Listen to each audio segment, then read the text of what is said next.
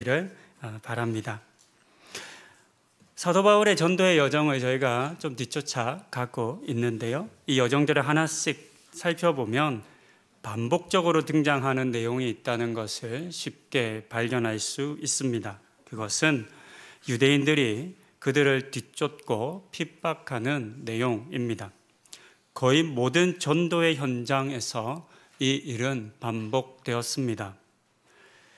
사도행전 13장 50절은 이렇게 기록합니다. 이에 유대인들이 경건한 귀부인들과 그 신의 유력자들을 선동하여 바울과 바나바를 박해하게 하여 그 지역에서 쫓아내니.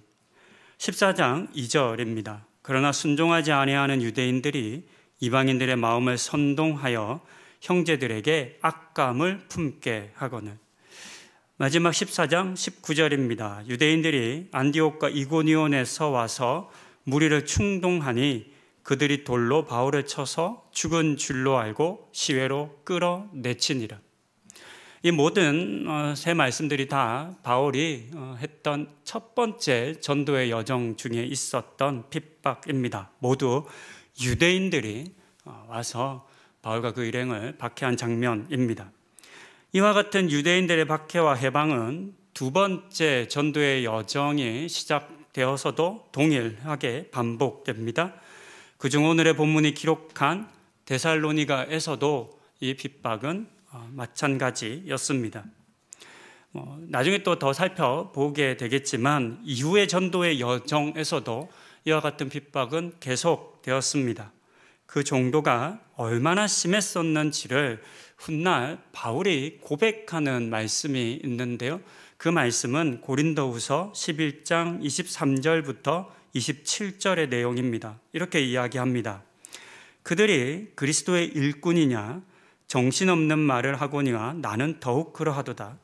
내가 수고를 넘치도록 하고 옥에 갇히기도 더 많이 하고 매도 수없이 맞고 여러 번 죽을 뻔하였으니 유대인들에게 40에서 하나 감한매를 5번 맞았으며 3번 태장으로 맞고 1번 돌로 맞고 3번 파선하고 일주야를 깊은 바다에서 지냈으며 여러 번 여행하며 강의 위험과 강도의 위험과 동족의 위험과 이방인의 위험과 시내의 위험과 광야의 위험과 바다의 위험과 거짓 형제 중의 위험을 당하고 또 수고하며 애쓰고 여러 번 자지 못하고 줄이며 목마르고 여러 번 굶고 춥고 헐벗었노라.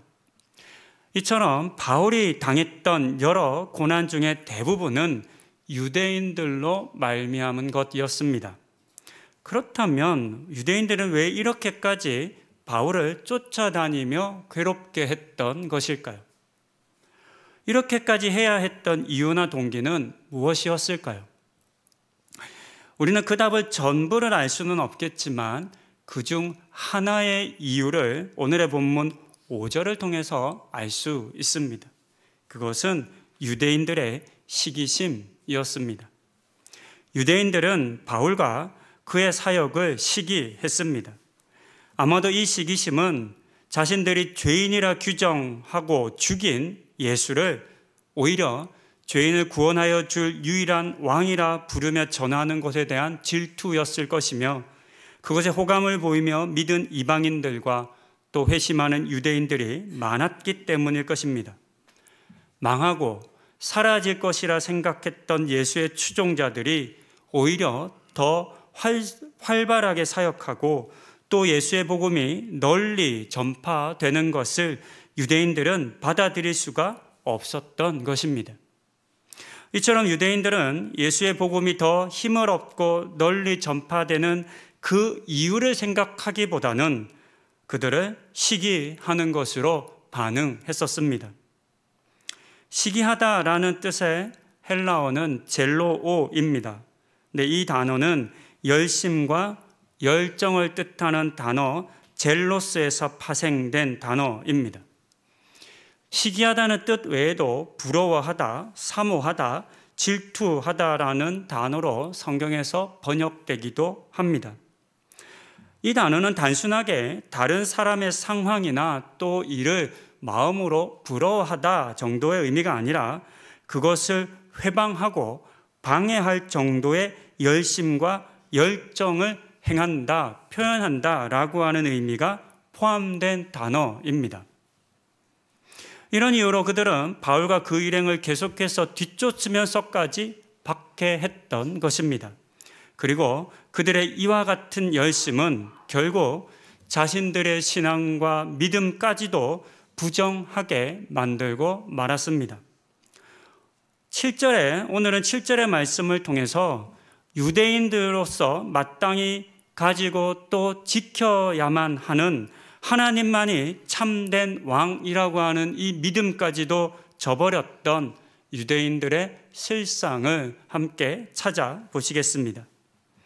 먼저 오늘의 본문이 기록한 데살로니가에서의 일을 간단하게 살펴봅니다. 가이사라로 건너오라라고 하는 환상을 보았던 바울과 그 일행이 처음으로 방문했던 도시는 빌립보입니다. 빌립보에서는 회당이 없었기 때문에 기도할 처소를 찾다가 이제 사람들을 만나게 되고 자주장사도 만나는 등의 일이 있었습니다. 그리고 귀신 들린 여종을 치유해 준 사건이 있었는데 그것으로 인해서 옥에 갇히는 고난을 당하게 되었습니다. 이때 천사가 나타나 옥문을 열어줍니다. 사도행전의 앞부분에 보면 베드로가 여러 번 갇히는 장면이 나옵니다. 그때마다 하나님께서 천사를 보내어 착고도 풀고 옥문도 열어주시고 또 지진도 일어나게 하셨습니다. 그때마다 사도들은 베드로는 도망쳤습니다. 오히려 어떤 때는 천사가 베드로의 손을 붙잡고 끌어내어서 도망치게 했었습니다. 그렇게 했었다면 바울 일행은 도망쳐야 했을 겁니다. 하지만 16장의 내용에 기록된 것처럼 바울은 도망가지 않았습니다. 이 일을 통해서 간수와 그 가족들이 구원을 얻는 은혜를 경험하게 됩니다. 이 본문으로는 작년 5월 29일 주일에 누구를 위해 문은 열렸나라고 하는 제목으로 한번 설교했었습니다. 그러면서 이런 말씀을 드렸습니다. 나에게 일어나는 일들, 하나님의 응답처럼 여겨지는 것이 실상은 나를 위한 일이 아닐 수 있음을 우리가 주의해서 보아야 한다 말씀드렸습니다. 이때 바울이 열린 옥문을 통해서 나갔다면 우리가 성경 본문에 기록된 것처럼 간수는 그 자리에서 자결하려 했었습니다. 왜냐하면 죄수를 놓친 그 죄를 감당할 수 없었고 자칫 그것이 가족들에게까지 미칠 것을 우려했기 때문입니다. 그런 일들이 일어났을 겁니다.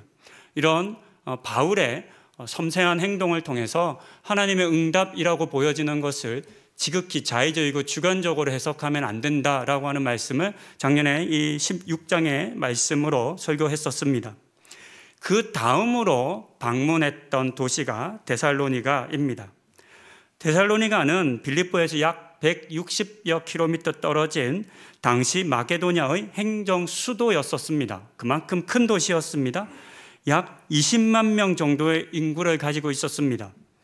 기원전 316년경에 마게도냐의 왕이었던 카산드라가 26개 마을의 주민들을 강제로 이주시키며 만든 도시였는데 도시의 이름은 그 카산드의 아내인 테살로니가의 이름을 따서 도시의 이름이 되었습니다. 로마와 동방을 잇는 군사도로인 에그나티아 가도의 중심에 위치해 있었고 큰 무역항도 있었기 때문에 군사적으로나 경제적으로 매우 중요한 도시였습니다. 그리고 이렇게 중요한 도시였기 때문에 이미 다양한 지역 출신의 사람들이 많이 거주하고 있었습니다. 1절에 기록된 것처럼 이미 유대교 회당도 있었습니다. 그리고 이것은 그만큼 유대인들이 많이 거주하고 있었다라고 하는 사실을 우리에게 알려줍니다. 바울은 누구든지 회당에서 구약의 말씀을 강론할 수 있는 그 관례를 따라 회당에서 3번의 안식일 동안 성경을 강론했습니다. 그리고 예수가 그리스도이신 것을 전파했습니다. 그러자 이 말을 들었던 경건한 헬라인의 큰 무리들과 여러 귀부인들이 복음을 믿게 되었다라고 이 성경은 우리에게 알려줍니다. 바로 이것을 앞서 보았던 것처럼 유대인들이 시기했던 것입니다. 그런데 이 시기라고 하는 단어가 생각만 하는 것이 아니라고 말씀드렸습니다. 이런 유대인들의 시기는 마음에만 머물지 않았습니다. 그들은 자신들의 시기심을 행동으로 옮겼는데 그것은 불량한 사람들을 데려와서 소동을 벌이는 것이었습니다. 바울이 머문 것으로 여겨진 야손의 집에 쳐들어갑니다.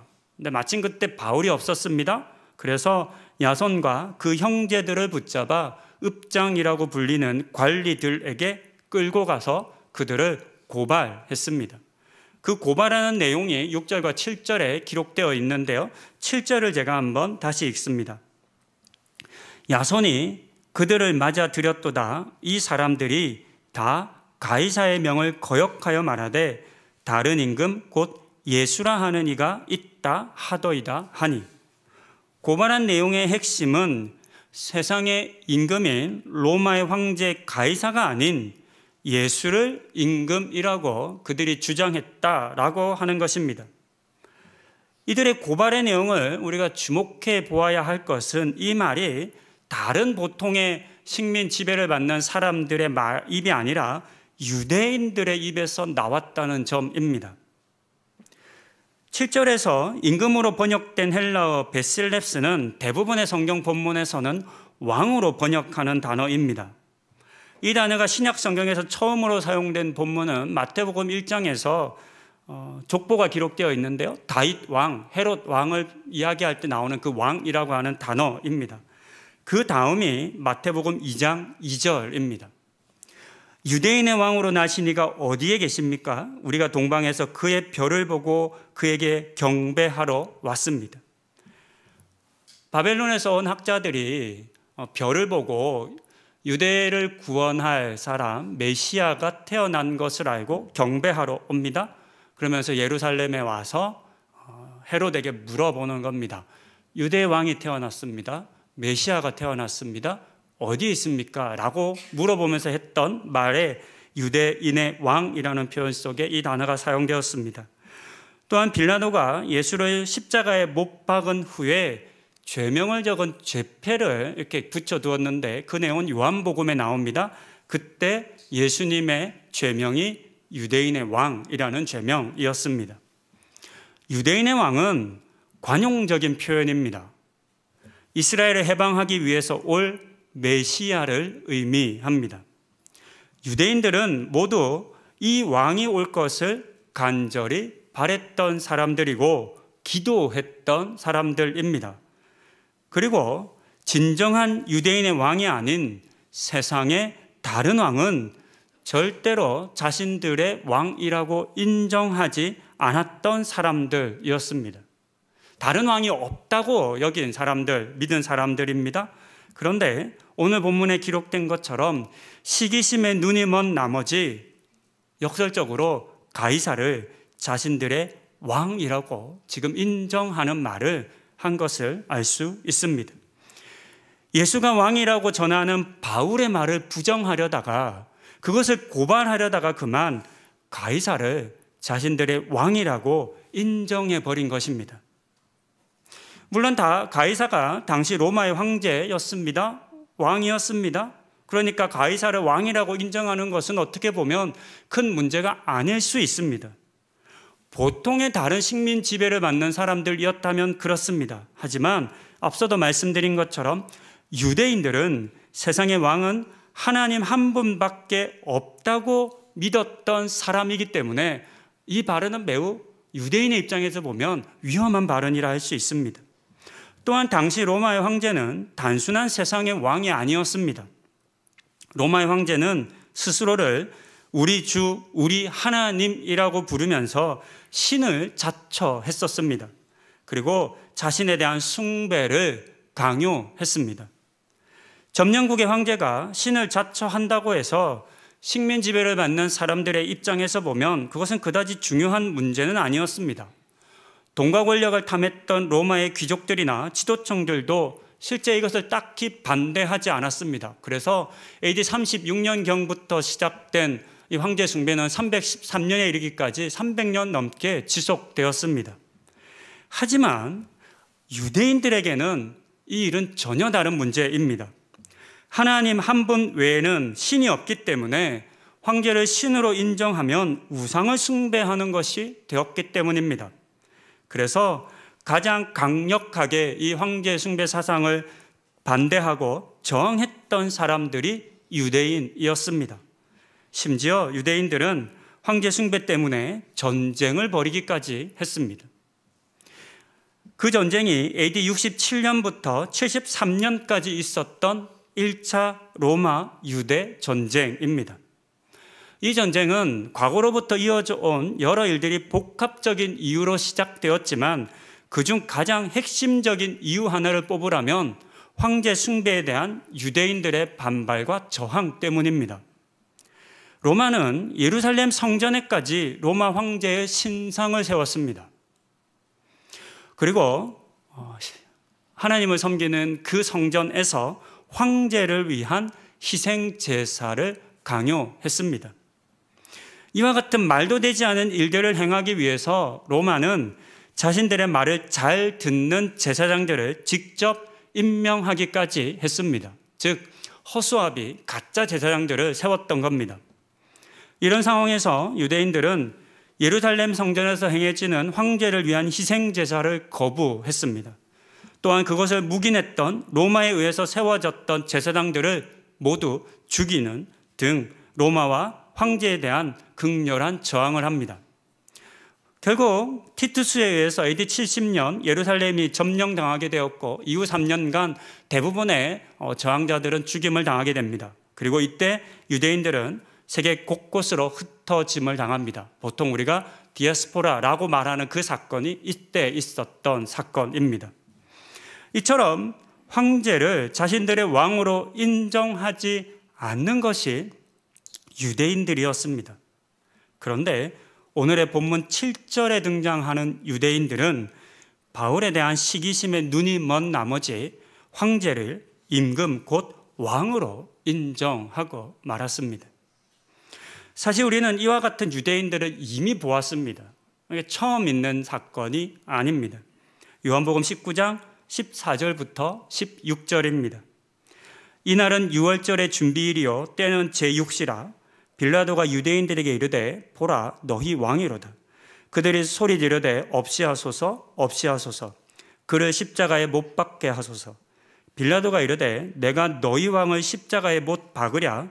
대제사장들이 대답하되 가이사 외에는 우리에게 왕이 없나이다 하니 이에 예수를 십자가에 못 박도록 그들에게 넘겨주니라. 가이사 외에는 우리에게 왕이 없나이다가 하나님을 유일한 왕이라 믿고 고백하고 섬기는 유대의 종교 지도자들, 즉 대제사장들의 고백이었습니다. 겉으로는 하나님만을 섬기는 사람들이었고 스스로도 하나님을 잘 섬긴다 확신했던 사람들이었습니다. 하지만 실상 그들은 하나님이 아니라 자신들의 말처럼 세상의 왕 가이사를 왕으로 섬기는 사람들이었습니다.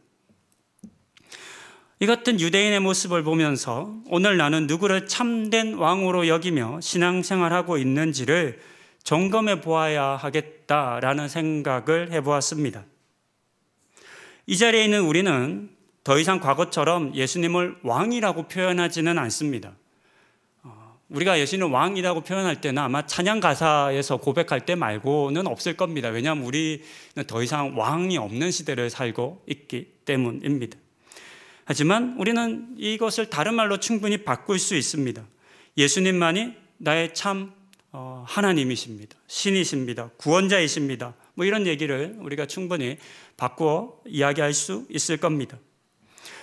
또한 세상에 예수님 외에는 다른 이름으로 구원을 얻을 수 없다라고 고백하는 사람들입니다. 하지만 어쩌면 이것이 우리의 말뿐일 수도 있을 것 같습니다. 어쩌면 우리도 본문 속 유대인들처럼 말로는 하나님을 믿고 섬긴다고 하면서도 예수만이 나의 유일한 왕이십니다. 구원자이십니다. 메시아이십니다. 라고 말하면서도 실상은 예수님이 아닌 세상의 임금을 섬기는 삶을 살고 있을지도 모릅니다. 여러분들에게 예수님은 어떤 분이십니까? 여러분들에게 예수님은 진정한 여러분들의 왕이며 임금이십니까? 아니면 다른 임금이십니까? 이 본문을 설교하기 위해서 여러 번 묵상하고 또 말을 만드는데 사실 조금 헷갈리는 부분이 있는 그런 본문입니다. 근데 이렇게 저는 생각해 보았습니다. 그러니까 세상의 왕을 이미 왕으로 섬기고 있기 때문에 예수를 다른 임금이라고 표현하는 겁니다. 그렇죠? 내가 섬기는 왕이 있으니까 다른 임금이 되는 거겠죠. 근데 우리는 좀 반대이지 않습니까? 우리는 이미 예수를 왕으로 인정하는 사람들입니다. 이미 예수를 나의 구주로, 나의 메시아로 인정하는 사람들입니다. 그렇다면 우리에게 예수는 다른 임금일 수 없는 거죠. 다른 임금이어서도 안 되는 겁니다. 세상의 임금을 섬기는 사람들의 기준에서 보면 예수는 분명 다른 임금입니다. 하지만 우리는 예수가 진짜 왕이라고, 임금이라고 믿으며 예수 외에 다른 임금이 없다고 고백해야 하는 사람들입니다. 어떠한 상황에서도 세상에 다른 임금은 없고 오직 예수만이 참 임금인 것을 믿고 고백하며 또 세상을 향해 이 사실을 선포하시는 우리 모든 성도님들 되실 수 있기를 권면드립니다. 기도하시겠습니다.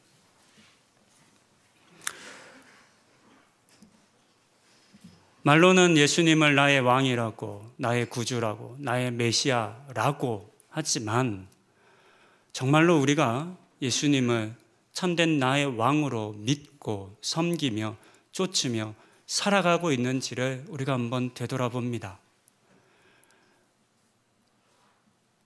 말로는 주님이 나의 왕이시지만 우리가 살아가는 삶에서는 물질이, 세상에 힘을 가진 사람들이, 권력들이, 어떤 기회를 이용하는 것들이 진짜 나의 왕일 수 있음을 우리가 잘 살펴보게 하여 주시고, 하나님 오직 우리 주님만을 나의 참된 왕으로 고백하며 세상에 다른 왕은 없습니다 라고 당당히 믿고 선포하는 우리 성도님들 다 되는 은혜 허락하여 주시옵소서. 이 모든 말씀 예수님의 이름으로 기도드립니다. 아멘.